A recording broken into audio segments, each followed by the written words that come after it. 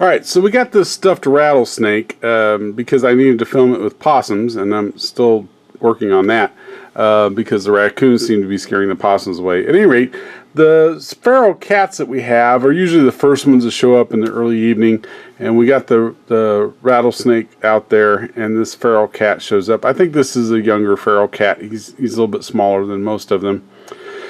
At any rate, you can see by him running around and stuff, they're real skittish. But this one decides that the snake is okay after he checks it out a little bit, comes and eats. Some movement inside the house scares him away. We drew the fishing line taut on the snake so that we could be ready to move it.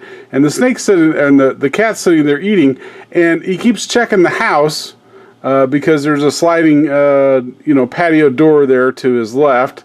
And we're moving around inside occasionally, and so he keeps looking over that way, but he never looks to his right. I don't know if this, at this point, I'm thinking this cat is like blind in his right eye or something, because I don't know how he can't see this snake. But again, he keeps checking to the left to make sure nothing's going on. It's a stuffed snake, so it's plushy, it's quiet. And finally, I get over and I touch him with it. And at that point, he decides he needs to run away.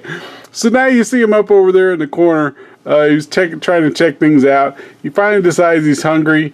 Comes back a couple times, looks at the meal or in the bowl, and decides to move on. Finally decides it's safe. Comes back and sits down and eats again. But this time, you'll notice he keeps looking at the patio door, and he keeps checking to the right to make sure the snake isn't gonna move. So that was our short encounter with the cat.